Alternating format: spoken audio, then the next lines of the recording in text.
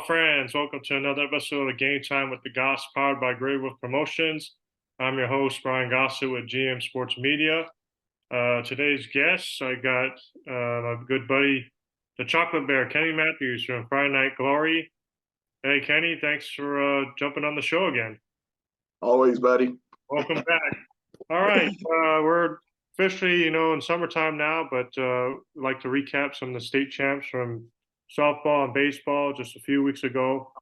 You were there for softball and baseball on the last day. I was there for softball, but let's kind of talk about this. Was kind of a favorite to win 5A, and man, they really showed out. Two shutouts, couple home runs, few home runs, and the first state title in program history. Winning 5A state championship, and obviously Crabtree's a wonderful a visit back to her future home, she should say, University of Texas. 3 home runs in 2 games, stellar in the field too. The emotion is what I really like from Crabtree. I thought our team really fed off of that. I think that probably the underrated thing about that whole thing is that Melissa went there and played, I believe it was 13 or 14 innings, and then give up a run. And that tells you a lot about the job that Alex Starr did for Melissa there. She came in relief in the championship game in a jam, bases loaded, and was able to get out of that. And his team has been we've been seeing this team kind of build to this crescendo. The last 2 years, having a couple of tough luck losses in the playoffs in the 4th round. We kind of saw that the team was growing. The thing about it is that their best players are juniors, and they got a slew of freshmen that are pretty good too. So I don't want to get ahead. We should both, we're supposed to celebrate what they just did. But gosh, Crabtree is really building a wonderful program there, and they were dominant, that week, at state, a couple of weeks ago for sure. Yeah, Coach Cassie Crabtree, wonderful job there. Kagan, her daughter, shortstop, was the MVP, 2 home runs, 4 RBIs in the champ game. Like you said, not a run allowed. They beat Lake Belton in the semis 4-0, and then they beat Harlingen South 8-0 in the final. So wonderful job by Alex Starr. I looked it up. She was I believe 7th pitcher since 2011 in all classes to win both games at state and not allow a run. So that's pretty remarkable. There's been a lot of great pitchers over the course of those years. Yeah, Ava Brown last year did it for her. So yeah, but you can put your name next to her at state. That's pretty good. Yeah, a couple other teams. Grandview lost in the 3A final to now back-to-back champ Coahoma in extra innings. And then Geyer in 6A lost in the semis, which was we were both there. It was a marathon, 13 innings in the hot sun. Alito before that lost in the semis, 5A. And then Whitesboro lost in 3A semis to Tacoma, and Sanger lost in the 4A semis. But yeah, any other kind of takeaways? Well, I was gonna kind of give maybe Sanger a mulligan. If you remember, guys, right, that they had those tornadoes come through Sanger on Memorial Day. They're leaving the next day. I wonder if their mind was, totally mentally ready to go to state and play. There was a lot of devastation in the city of Sanger. We hope that they're getting their lives put back together a little bit. I kind of really felt that probably took a little jolt out of them going there.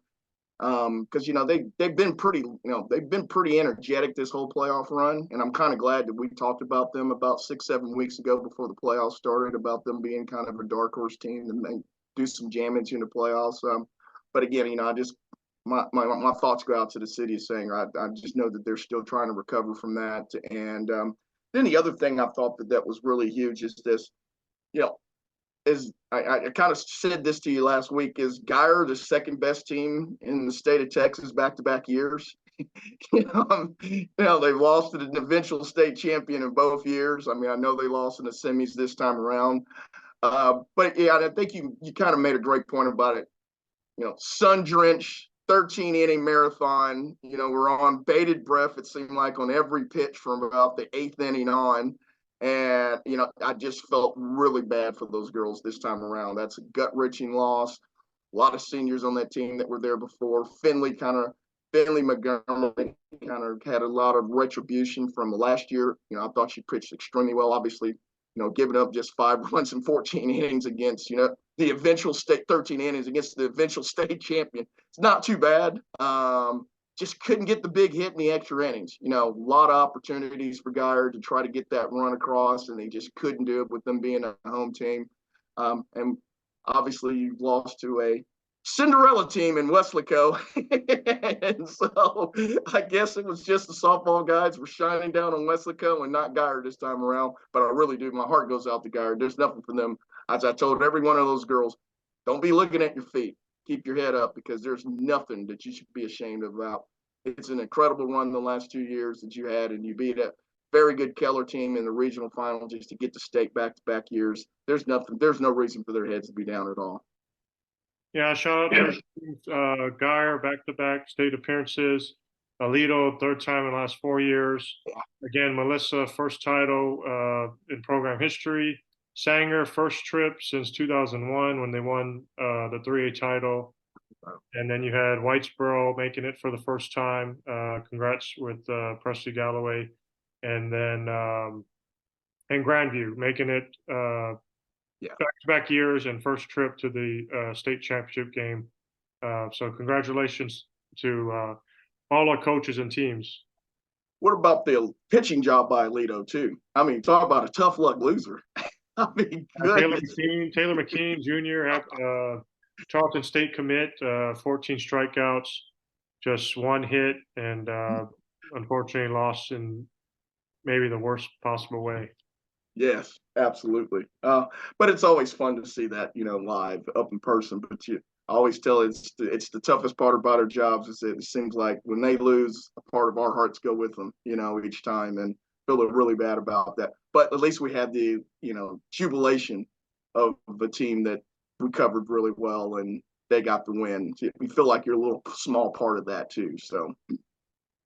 Yeah, they're not in our coverage area, but I mean, we can't go without talking about this Cinderella story. The last game of the season, last game of the day there on that Saturday.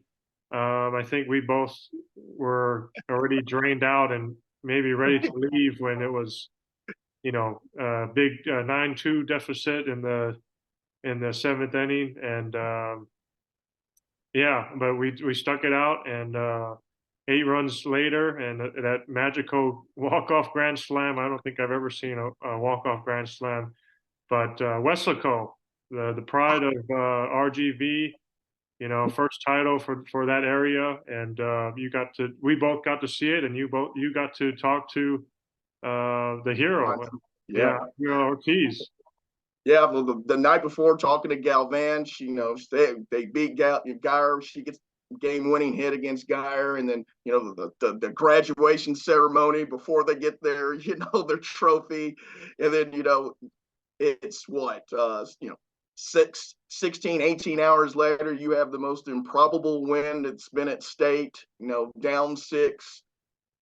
And they got the first out in the inning, and then they never recorded an out afterwards against Waco Midway. Just unbelievable. You had a hit batter. I thought the hit batter in that inning was huge because she got up, she got hit in the back. We thought she was hurt. She got up, threw the bat down, towards the dugout, and everybody got so amped up and jacked up about it afterwards. And then I thought, once they had the runners on, the bases were loaded, and they were only chasing two. They were only chasing two at that time to tie, and there's only one out in the inning. A 3-2 pitch, nonetheless, too. I mean, you couldn't have built it up any more than that. And Andre Ortiz hits a bomb to left field, and I've got a picture of that where you see the jubilation at home, and then you just see the Waco Midlake players on the ground. It looked like it was a drive-by. It just happened. So many people on the ground. It took all the gas out of me. I think you and I both were just considered that game written over. It was just go down and try to get a couple shots, some pictures of that, and be over. And we felt, and a masterpiece just fell into our lap in the 7th inning. It was great. And let me tell you this: Andre Ortiz, the hitter, the game winner, she's one of the most humble people that you'll know. She's done a few things since, on some TV stuff and all that. And she's the same way that she was minutes after she hit a grand slam to win it for Weslaco and bring the Rio Grande their first softball title. That's huge, man. That was a lot of fun. I think we were drained, but man, we were glad we stuck it out for that one.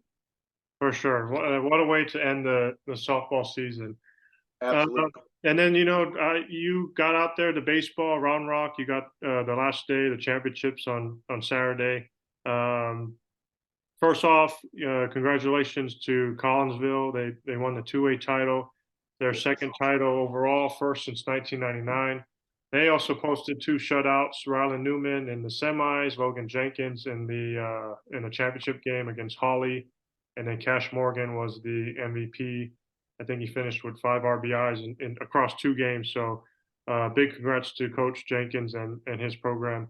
But then we fast forward to Saturday, the last day. You had 3 state championships with 3A, 5A, and 6A. Only one, all three were we had teams in it with Brock, Grapevine, and well, actually Flower Mound lost in the 6A semis, but Grapevine was able to capture 5A. What was your takeaway on that last day of the season? Boy, I'm telling you, if you would have seen the way that went, Grapevine gets the early lead in the first inning, 4-0, to Lovejoy. You're thinking this game is over. It's hot. You're going, man, it's going to be a tough road. Lovejoy scratches back, gets in it, ties it up at 5 in the 7th inning, and then Grapevine again is just putting quality bats, getting a quality bat here, getting a base hit here. Next thing you know,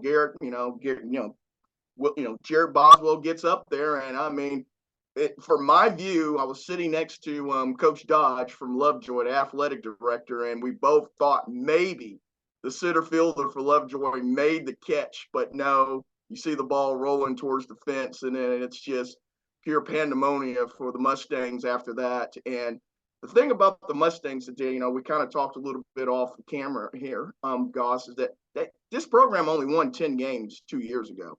The job that Coach Wester has done with this team in the last 2 years is almost short of phenomenal. They made the run last year. These seniors didn't come back this year, and they come back with a state championship in Grapevine. And and they had some Maylock specials both times to get there. I mean, talk about an improbable win to get to state, with the throwing error and the game-winning scoring in the semifinal game, and then the game-winning hit there by Boswell was just huge. And again, talking with Boswell, it's I'm starting to see a trend here. These guys are just really humble. It seems like the baseball and the softball people are just really genuine, humble about themselves. It wasn't they deflect. Talking to Crabtree, you talked to her, just for Melissa in the interviews. It was all about the team. It wasn't about her. It was about how, doing this for Grapevine, doing this for the city, Melissa. And it's kind of refreshing. I'm not saying that other sports are not that way, so don't email me and tell me I'm a jerk. But it's just refreshing that these two seem to stand out more so than others, I should say. But what a great game! And I did want to give a shout out to Liberty IU. They also won. They had in 4A beating Corpus Christi Cal Allen. That program, they're very good in baseball year after year after year, and we probably didn't mention much about them. I know they're just a little north of the Metroplex, but what a heck of a run. And my friend, she had her nephew on that team, and so congratulations to her as they won. I would like to say, one thing about Flower Mound, you mentioned them earlier in the 6A part. I hated that I didn't get to see them again, but they've been flirting with danger, it seems like, throughout the playoffs this year. They had a dominant run last year in the playoffs together, but you just can't keep playing with fire and not get burned. And it was just one of those things where they couldn't get the big hit in that game there. But what a job he's done there, Coach Wallace, the last 2 years. Well, I shouldn't just say the last 2 years. Flower Mound is a very dominant program anyway, year after year after year in baseball. But for them to push ahead and be the defending champs and get right on the cusp of trying to be able to defend it in the state championship game, hats off to them. And I know one of our dear friends, the Harrises, their Coop Harris, he's going to be pretty good. He's going to be pretty good for Flower Mound going forward, man. That young guy just turned 16 yesterday or the day before. So, yes, I have a feeling Flower Mound will be back in Austin very soon. And I got to give a shout out to the Kelly family from Grapevine. Sammy Kelly, the leadoff Oh, yeah, senior, that's right. he scored the game-winning run off of Boswell's hit to win state, and then a couple days before, his sister Hannah, who was there in attendance, a couple days before, she was playing for East Texas Baptist, and they won the D3 national championship. So congrats to that family. In a span of 3-4 days, they got two champs. Pretty good. And both of those fan bases, major props for showing out on Saturday. Man, that lower bowl was full of Grapevine and Lovejoy fans, and it was not easy to sit in that sun on Oh, yeah. Saturday. So major props to both of them. And they really filled it out. And I know the UIL people really recognize that after the game, too. Yeah, again, we had six go to baseball. Flower Mound, back-to-back state appearances last year, won state champs. Grapevine, um, second title overall, first since 2016, first appearance since 2017. Lovejoy, their best season ever, first trip to the state tournament. Then we had again Collinsville, Oh, winning 2A. And then, yeah, Brock, third time in the last 4 years going to state, and they finish up as a 3A state runner-up to Franklin, and then Gunner making the state again. I think their 10th trip overall. Great season by Gunner. I think they finished maybe 35-2. what was that, 5-4 against Franklin they lost, I believe, something of that nature. Yeah, Gunner did, and then Brock lost on Yeah. Saturday 7-4. So I know Coach Mathis doesn't want to see me anymore at these big games at Brock anymore. It seems like I'm always showing up where they're on the wrong side of it. I'm sorry, Coach Mathis. If you get to state next year, I will not watch the game. all right, talking to Kenny Matthews, Chocolate Bear Friday Night Glory. Gonna bring it down a little bit. Talk about some sad news. I know you're a big sports fan across all sports, and you always get a chance. I see on your Facebook when someone passes away, you always post something. Well, we had two basketball legends pass away today here on Wednesday, the June 12th. First, it was Jerry West, the logo NBA legend and champ, and then just a few maybe within the hour, Robert Hughes Sr., longtime high school basketball coach in Fort Worth. He passed away at the age of 96. Yeah, just what's your thoughts about losing two giants of the game? Well, Jerry West is the top three player for me. Favorite player of mine. Yes, I only got to see like the tail end of his career, and I didn't get to see much of that because they weren't showing a lot of NBA games then. But I really loved Jerry West because he was one of the most competitive guys that I've ever known that stepped on the court.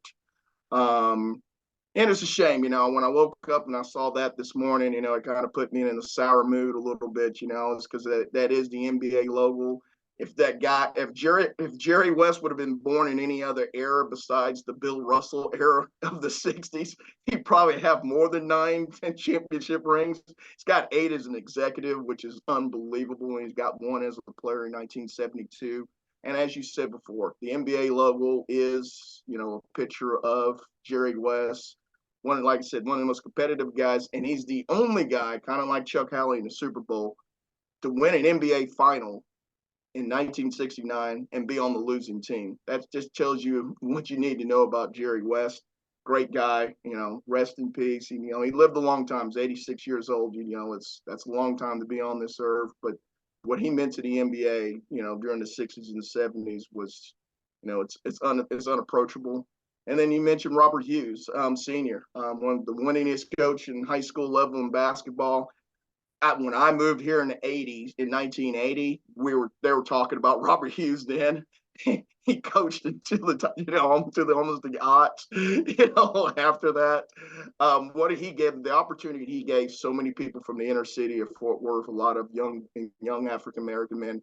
is something that's just unbelievable. And I do have a story about Robert Hughes. We were at a tournament, the Waterburger tournament back in the, I think it was going to be say, I'm going to say like the early aughts, and back then Dunbar had 15 players deep on their team. That they're almost were interchangeable at times, and so he's got a lead on, I believe it was Eastern Hills. I believe it was, or I can't believe it was Eastern Hills or South Hills. And every time that they would make a mistake, either defensively or offensively, he just sub five guys in. He just sub five guys in.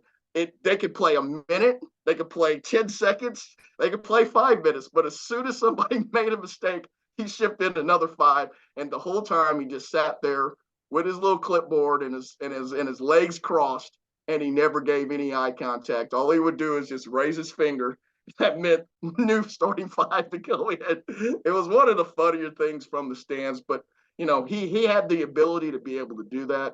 The Waterburger tournament should have been called the Robert Hughes tournament a long time ago. It was way overdue. I hate it that they don't have that name now associated with that. If you go in there and see the banners of all the years that Dunbar won it, his name is all over that. What a wonderful icon! And I mean, it's 96 years old. It's unbelievable to think that he's that old, because he didn't look that old when he retired, to me anyway. But he's been gone for a while now on the retirement side. But what he did for the Fort Worth ISD, for decades on decades, is it's unmatched to me. Rest in peace.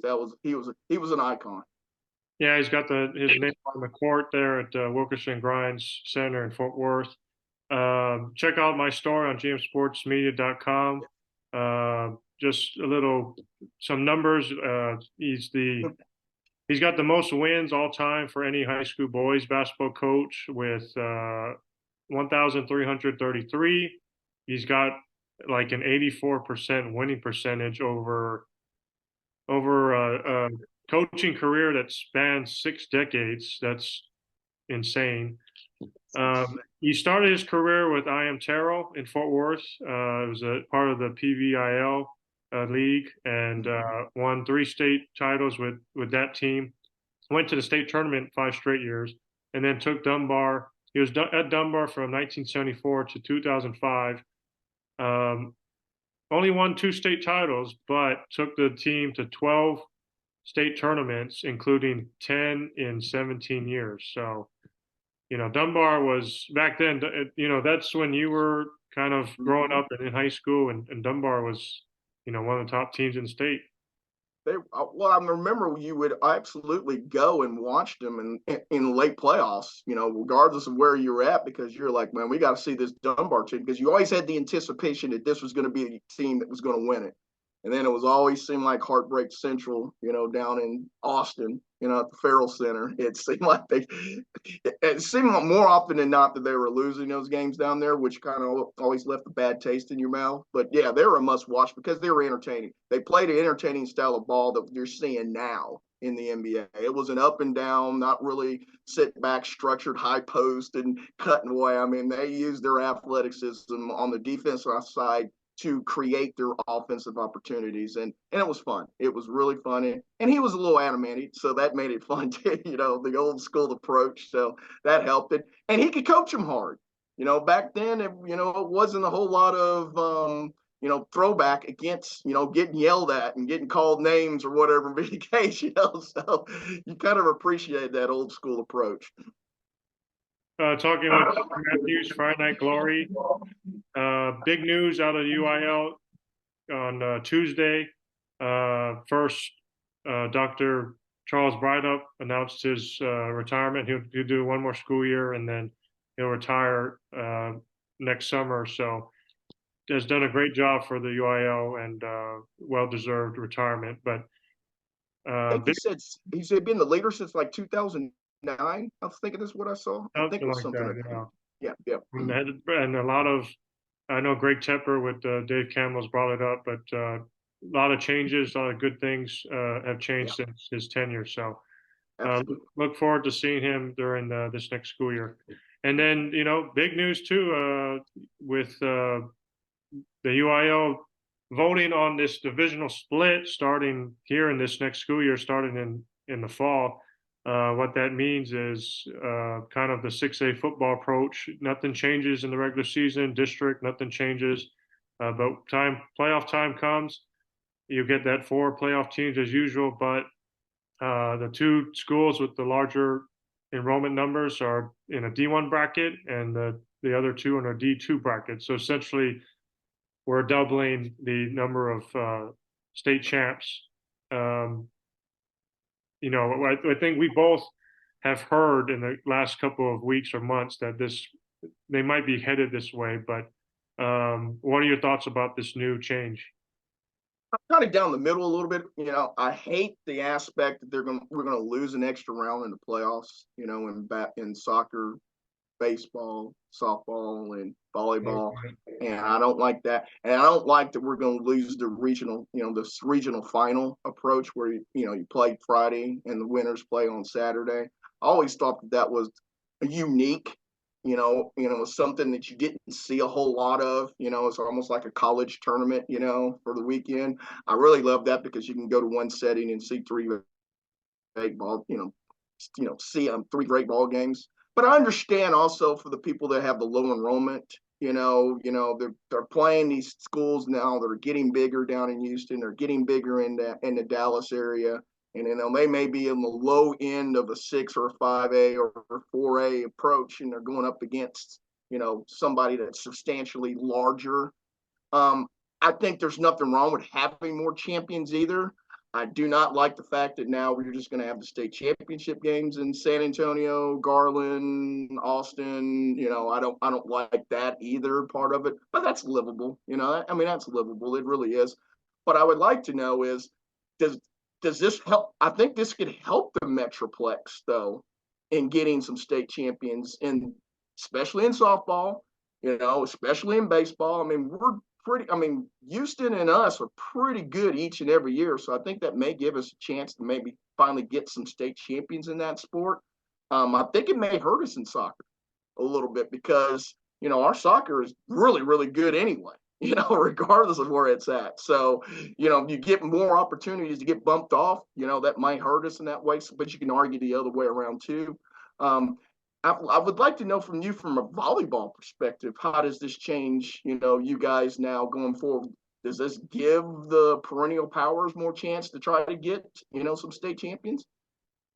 Yeah, I was going to ask Hey, you. I wanted to ask you that question of. It seems like this divisional split. Of course, it's been with football, but it benefits football because football, you have such a larger amount of players on the team. But I mean, how much does it really benefit these other sports? I mean, basketball is just 5-on-5, or volleyball is just 6-on-6. I mean, I've seen volleyball where these bigger schools, they lose in the first round. yeah, sure, Uh, sure. I don't know how much. I don't think there's any disadvantages to it, but you Right. know, But what's the advantage too? yeah. So I do think we're still going to see those lopsided games. That's not never going to go away. But also there's potential of easier paths to a state championship. Yes. I mean, I think about 6A Region One. Almost every sport is gauntlet. 5A Region Two with softball, right? With Lone Star, Melissa, Forney, Walnut Grove. You know, could Yeah. Melissa's path be even easier next year? It could be. Next year. You might not Could face the Lone Stars or the Forneys or the Walnut Groves anymore. Yeah, because Lone Star, I believe, is the lowest enrollment in their district, so they never would have faced Lone Star along the way going there last year. Last year, but you know, like I said, I'm still kind of putting my head around it. But like you, I'm just down the middle. I don't know if I'm pro or or against. I really don't know just yet. I guess for us though, it's easier for us to kind of fill out a playoff bracket Yeah, before, the anticipation. Now we got to go in and have a calculator enrollment to yeah. figure out who's going to play each other, in late April. So, I get it. everybody, it's almost like a participation reward here. It seems like they're just trying to get more state champions, and I don't know if that water downs the product or not. I'm not quite sure. Yeah, I know people kind of around your age and even the older generation, they're kind of against it because back in those days what it was, the two playoff teams, that was it. And One, well, when I was growing up, it was one, yeah, and so believe me, it was an act of God when they went to two. It was a firestorm then. I remember when it went to four, us old heads were like, "Yeah, we're watering down the product." Well, after the years of it being four teams in there, I'm okay with that now. I'm okay with it now. I mean, I've raised hell at the time about it, but you almost have to accept that there's going to be some form of change, even if you don't like it. So maybe in 10 years from now, this won't be a big deal at all to me. And I'll sit back and say, well, why were you all upset about it? I mean, you just become the norm. But I mean, anytime you uproot the playoff, you know, syndrome the way it is, the way it's been allocated for all these years, I bet you there's a lot of teams that lost in the regional final or lost at state that wish we would have had this 10 or 15 years yeah. ago. So I don't know. It's we kind of knew, like you said, we knew it was kind of on beyond board. We always thought that maybe it'd be 2 years from now because of realignment already being out there, for this upcoming year. For them to push it through like this, they must have been really, really, really about supported this decision to do that and put it in this calendar year. Yeah, I got my story up on gmsportsmedia.com. I have some people already on Facebook and Twitter. Some people are against it because it's participation trophies and just give everyone a state championship. And then there's a lot of people who are currently coaches and players now who are in favor of it because obviously you're part of the program and that's the end goal is a state title. So it gives a lot of teams a better chance to win. It looks good on the coach's resume too. I Yeah. mean, it's another making the playoffs, making a deep run in the playoffs. Nice to put those sidebars on that resume. Yeah, and I think this is a 2-year run, at least for the Yes. next realignment in 26. So they're gonna, probably test it out and see if it's sustainable. Um, but yeah, it will start in the fall for Yes. volleyball. And again, I've told a couple of people this, but just understand it is just for the playoffs in the five other major sports: volleyball, basketball, uh, soccer, softball, and baseball. There's a couple of sports that it won't pertain to 1A because there's not enough 1A schools. But yes, just the playoffs. You have your districts already set. Nothing will change there, but you know, at least two of those districts teams you won't be seeing in the playoffs, which would be kind of weird. Where? Well, are they just gonna and they're just gonna do the championship games in these out in these, That's what we've heard is one, there's yeah. no regional tournament. Again, it's the football approach where every other major sport is 7 rounds and Mhm. football is six. So Everybody it'll be goes six to. rounds, no regional tournament, and then really no Final Four. The state semis will be essentially at a neutral site. And you may not have the answer to this, as this is what I thought about when I first came out. It's going to be a lot of travel, isn't it? In this again, I mean, at least when you had a regional site, you went and maybe played two games in one place. So, I mean, I know how South Lake Carroll has to go out west. I mean, the second and third round, whatever. Is that going to cause more travel in that case? I'm not sure, I but I mean, know there's going to be it was at least one. some. Well, You lose a game. yeah, you So lose I, a game. So, mhm. but then also I'm thinking, does it affect who you play? I mean, you Yeah, lose some of those teams in your area. You know, didn't think there, about that. there's Yeah, probably going to be a case or two where you're going to have to make a little more of a drive because you yeah. know this year you played someone like Lone Star, and then now they're in a different They're bracket. in a So different. Yeah, you're having to play someone like maybe right. Hallsville or something. So That makes it'll be interesting. But yeah, we're looking forward to those last few weeks of the regular season and thinking the district standing and district seeds are one way, and then we have to change it up because no, the one team's got more numbers than the other. So Well, and it gets rid of maybe some incentives of finishing second or third sometimes, because you didn't want to play this other by district foe in the first round. There was a lot of competition in that. That gets rid of all that now. I mean, people also have to understand that it's not one versus four or two versus three anymore. I No, told a couple of coaches this yesterday. If you're the district champion, if you're the champion in your district, before you play, you already know who you're playing, the fourth seed. Well, you could play anywhere. You could play anyone from the two, third, or fourth in the next by district. different round. Yeah. Yeah. It's not a great reward for winning district, is it? Well, now if you're in that situation and you have a three-way tie, four-way tie, now you have to figure out enrollment numbers, and then it's kind of you don't have a lot of time to scout before the playoffs. So now you have to get film for maybe more than one or two schools now. True. Very true. It'll be Very true. interesting. We'll see. I've seen a lot of coaches who like this, but it's easy to say now. We'll see how they feel this time next year. Love it in June. Next time around, we'll see April Fool's Day if they're going to love Yeah. it. Well, Kenny, always a pleasure. Thanks for joining the show, and always good to Absolutely. talk to you, brother. It's always great to finish out the year, have a couple of weeks, not having to go chase scores or chase interviews, but it's always a blast, Brian. Appreciate it. And as I've said before, please, people, y'all subscribe to GM Media Sports. Nobody gets more stats and information out for your various high school sports than the Goss. And you guys do a wonderful job. Thank you for letting me be part of these podcasts during the school year. Looking forward to do it again next year, man.